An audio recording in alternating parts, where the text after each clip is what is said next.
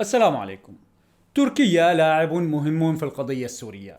تركيا أثرت في الشأن الليبي وكان لها دور أساسي فيه. تركيا موجودة شرق العراق. تركيا قالت كلمتها في أذربيجان.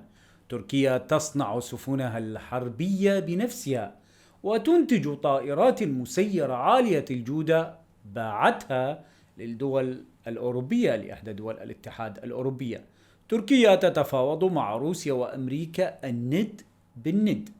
إذن تركيا دولة إقليمية هامة وقوتها تزداد يوما بعد يوم. تلك القوة مرتبطة بشكل أو بآخر بعامل أساسي ألا وهو الاقتصاد، ولا يخفى على أحد الضغوط الكبيرة التي تمارس على الليرة التركية.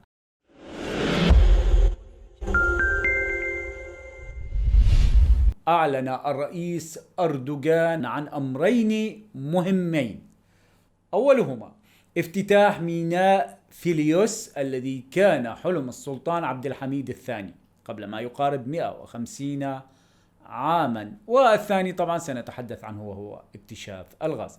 دعونا نعود إلى الأمر الأول وهو افتتاح هذا الميناء الذي وضع حجر أساسه أو وضع حجر أساسه عام 2016.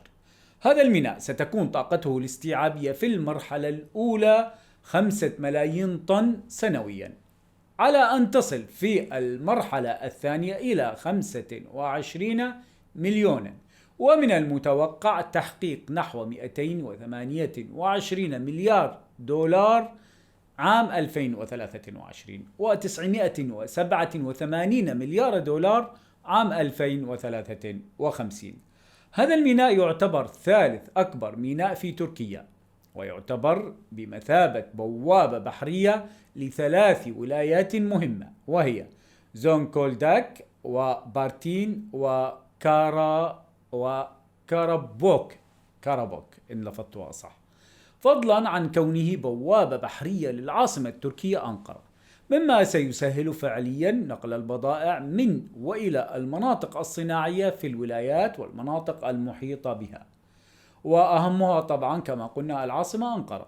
وسيساهم الميناء الجديد الذي اكتمل بناؤه بتكلفة إجمالية قدرها 156 مليار دولار أمريكي، سيساهم في توفير أكثر من 10,000 فرصة عمل جديدة، فضلا عن مساهمته في إحياء صناعة الفحم والحديد والصلب التي مركزها في تلك المنطقة ومتراجعة بسبب النقل وعدم وجود ميناء.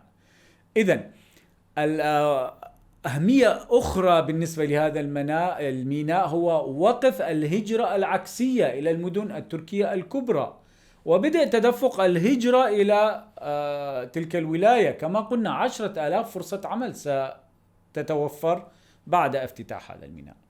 هذا الميناء خطوة مهمة في التطور الاقتصادي الذي يسعى إليه حزب العدالة والتنمية الحاكم، لتأتي البشرى الثانية على لسان الرئيس أردوغان. ما هي؟ اكتشاف 135 مليار متر مكعب من الغاز الطبيعي في حقل أماسرا الذي يقع ضمن حقل غاز سكاريا في البحر الأسود، ليرتفع بذلك إجمالي احتياطي الغاز المكتشف في تلك المنطقة إلى 540 مليار متر مكعب.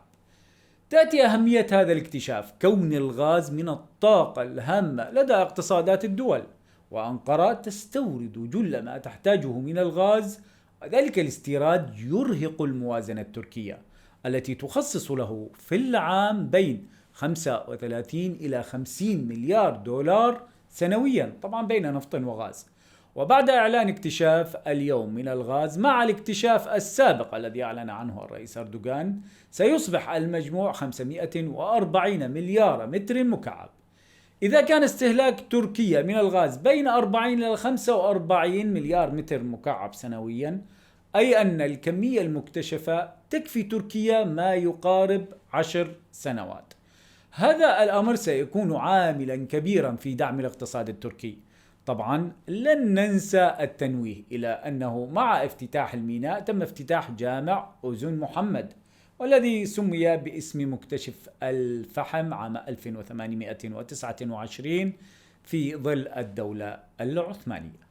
بذلك تركيا تسير بخطى ثابتة لتحقيق طموحها بأن تصبح من الدول العشرة الأولى اقتصاديا. هذا الأمر ووفقا للمعطيات الحالية سيتحقق بإذن الله.